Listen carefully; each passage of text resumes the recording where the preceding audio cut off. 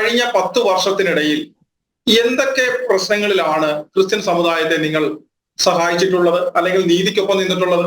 80:20 എന്ന അന്യായ അനുപാതത്തിനെതിരെ ആരാണ് സുപ്രീം കോടതിയിൽ അപ്പീൽ പോയത്? എന്തായിരുന്നു സർവകക്ഷി യോഗത്തിൽ ഓരോ രാഷ്ട്രീയക്കാരുടെയും നിലപാട്? കോൺഗ്രസിന്റെയും കമ്മ്യൂണിസ്റ്റ് പാർട്ടിയുടെയും എല്ലാം നിലപാട് എന്തായിരുന്നു?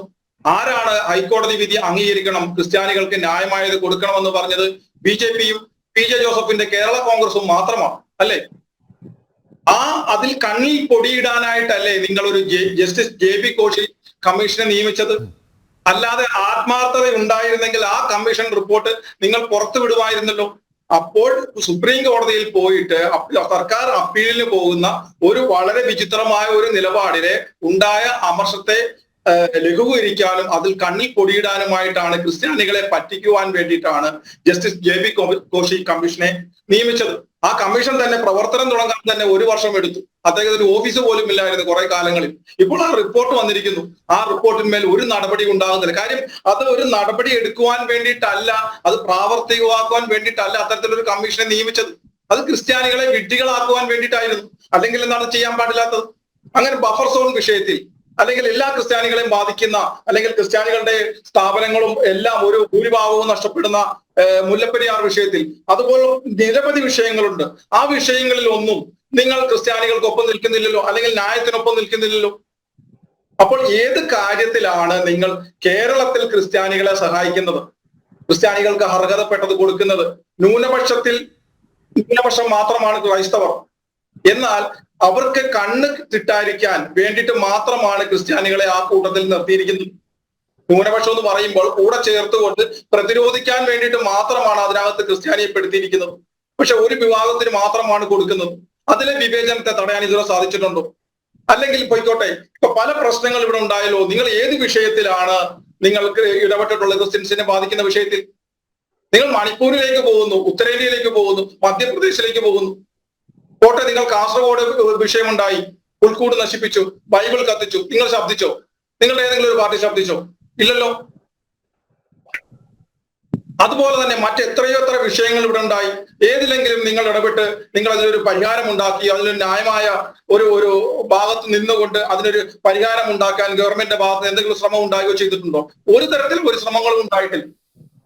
അപ്പോൾ എല്ലാ കാലഘട്ടത്തിലും ഇങ്ങനെ ഉത്തരേന്ത്യയിലെ കാര്യങ്ങളും ഗ്രഹാം സയൻസിന്റെ കാര്യങ്ങളും ഇപ്പോൾ ഒരു മണിപ്പൂർ കിട്ടിയിരിക്കുന്നു, അതിന്റെ കാര്യങ്ങളും എല്ലാം പറഞ്ഞുകൊണ്ട് ഇങ്ങനെ വിഡ്ഢികളാക്കി ആൾക്കാരെ മുന്നോട്ട് കൊണ്ടുപോകാം എന്നുള്ളതായിരുന്നു ഇവരുടെ ചിന്ത. അതിന് ഒരു ഭംഗം വന്നതാണ് ഈ പ്രധാനമന്ത്രിയുടെ വിരുന്നിൽ പങ്കെടുത്തതിൽ മണിപ്പൂരിനെ കുറിച്ച് സംസാരിച്ചില്ല എന്ന് പറഞ്ഞത് കൊണ്ട് മാത്രമാണ് സജി ചെറിയാന് വേദന വന്നത് എന്ന് പറയുന്നു.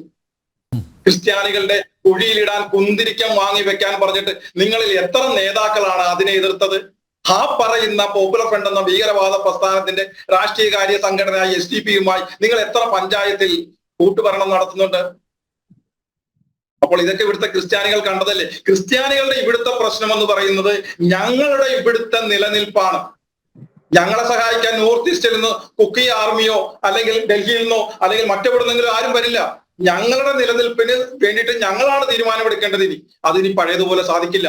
ഞങ്ങൾക്ക് മുന്നിലെ പ്രധാനപ്പെട്ട വിഷയങ്ങൾ പരിഹരിക്കാൻ ആര് തയ്യാറാവുന്നുവോ, അതിനോട് ആര് അനുഭാവം കാണിക്കുന്നുവോ അവർക്കൊപ്പം നിൽക്കാൻ തന്നെയാണ് തയ്യാറായിരിക്കുന്നത്.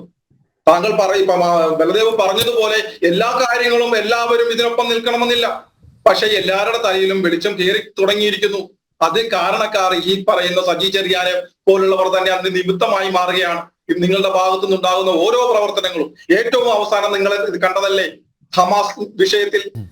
ഹമാസിന്റെ നേതാവ് പറയുന്നു, ഇസ്രായേൽ മാത്രമല്ല ലോകം മുഴുവൻ ഞങ്ങൾ ഇസ്ലാമിന് കീഴിലാക്കുകയാണ് ഞങ്ങളുടെ അത്യന്തികമായ ലക്ഷ്യമെന്ന് ഹമാസിന്റെ നേതാവ് പറഞ്ഞ് മണിക്കൂറുകൾ തികയുന്നതിന് മുമ്പ് അവർക്ക് വേണ്ടി ഐക്യദാർഢ്യവുമായി നിങ്ങൾ രംഗത്തിറങ്ങി. ഇവിടെ മലയാളികളായ ഇസ്രായേലിൽ ജോലി ചെയ്യുന്ന ബഹുഭൂരിപക്ഷവും മലയാളികളാണ്. ആ ബഹുഭൂരിപക്ഷവും ക്രിസ്ത്യാനികളാണ്. അപ്പോൾ ഇത്രയും ആൾക്കാർ അവിടെ ജോലി ചെയ്യുന്നു. അവരുടെ സുരക്ഷിതത്വത്തെക്കാൾ വലുത് നിങ്ങൾക്ക് ഹമാസ് എന്ന് പറയുന്ന ഭീകരവാദ പ്രസ്ഥാനമാണ്. ഇതിൽ നിന്ന് തന്നെ നിങ്ങൾ ആർക്കൊപ്പമാണെന്ന് തെളിഞ്ഞിരിക്കുകയല്ലേ? നിങ്ങൾക്ക് എന്ത് ധാർമ്മികതയാണുള്ളത് മണിപ്പൂർ വിഷയത്തിൽ പറയാനായിട്ട്? ഒക്ടോബർ 7-ന് ബോംബ് ഷെല്ലിങ്ങിൽ അത് കൊല്ലപ്പെട്ട ആ സൗമ്യയുടെ വീട്ടിൽ പോലും പോവാൻ ഇവർ തയ്യാറായിരുന്നില്ല. എന്നിട്ടാണ് ഇപ്പോൾ ക്രിസ്ത്യൻ പ്രേമമായിട്ട് വരുന്നത്. അതെ അതെ, സൗമ്യയുടെ വീട്ടിൽ പോവാൻ എന്തിനെ, അതിനെതിരെ ഹമാസ് ഭീകരവാദ ആക്രമണത്തിൽ കൊല്ലപ്പെട്ടു എന്ന് എഴുതിയ ആദ്യ ഫേസ്ബുക്ക് നിലപാടിൽ സൈബർ ആക്രമണം ഉണ്ടായപ്പോൾ, മതമൗലികവാദികളുടെ ആക്രമണം ഉണ്ടായപ്പോൾ അത് തിരുത്താൻ തയ്യാറായവരാണ്. ഒരു വർഷം കഴിഞ്ഞു, 21-ൽ സൗമ്യ കൊല്ലപ്പെട്ടു. 23 ഏകദേശം 1.5 വർഷം കഴിഞ്ഞപ്പോഴത്തേക്ക് അന്ന് ഭീകരവാദികളെന്ന് എഴുതാനെങ്കിലും തയ്യാറായവർ ഇന്ന് പ്രത്യക്ഷത്തിൽ അവർക്ക് വേണ്ടി നിരത്തുകളിൽ ഐക്യദാർഢ്യ പ്രകടനവുമായി ഇറങ്ങിയിരിക്കുന്നു. ആ മാറ്റം നാം കാണാതെ പോകരുത്. അപ്പൊ ആ മാറ്റത്തെ കണ്ടില്ല എന്ന് നടിച്ചുകൊണ്ട് നിങ്ങൾ ഈ പറയുന്ന ഉത്തരേന്ത്യയും നോർത്ത് ഈസ്റ്റിലേക്കൊന്നും ഞങ്ങൾ നോക്കാൻ താല്പര്യമില്ല തൽക്കാലം. അത് അവിടെ പരിഹരിക്കാൻ അവിടെ ഗവൺമെന്റ് ഉണ്ട്. അവിടെയുള്ള ഞങ്ങളുടെ സഹോദരങ്ങൾക്ക് അതിൽ വിധി എഴുതാനുള്ള കഴിവുണ്ട്. ആ വിധിയെഴുത്താണ് ഇപ്പോൾ സാർ പറഞ്ഞതുപോലെ, ജയചന്ദ്രൻ സാർ പറഞ്ഞതുപോലെ, കേട്ടതേ വിശ്വസിക്കാൻ പാടുള്ളൂ, കണ്ടത് വിശ്വസിക്കാൻ പാടില്ല എന്ന് പറയുന്നത് പോലെ അങ്ങനെയല്ല.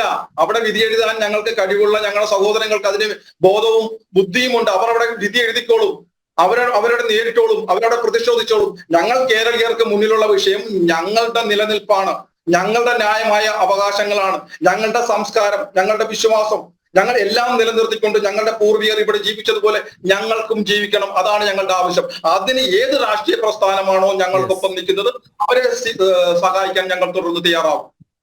അതിൽ വെളുപ്പുകൊണ്ട് ഞങ്ങളുടെ മതമേലധ്യക്ഷന്മാരെ അവഹേളിക്കുന്ന രീതിയിൽ ഇത്രയും മ്ലേച്ഛമായ രീതിയിലുള്ള സംസാരവുമായി മുന്നോട്ട് വന്നതുകൊണ്ടൊന്നും അതിനി മാറുവാൻ പോകുന്നില്ല. അത് നിങ്ങൾ മനസ്സിലാക്കണം. ഒരിക്കലും ഭയപ്പെടുത്തി, ഇത് നേരത്തെ സൂചിപ്പിച്ചതുപോലെ ഇത് ചൈനയൊന്നുമല്ല. പാർട്ടി കോടതിയും പാർട്ടി അന്വേഷണവും ഒക്കെ വെച്ചുകൊണ്ട് വരുതിയിലാക്കാമെന്ന് കരുതരുത്.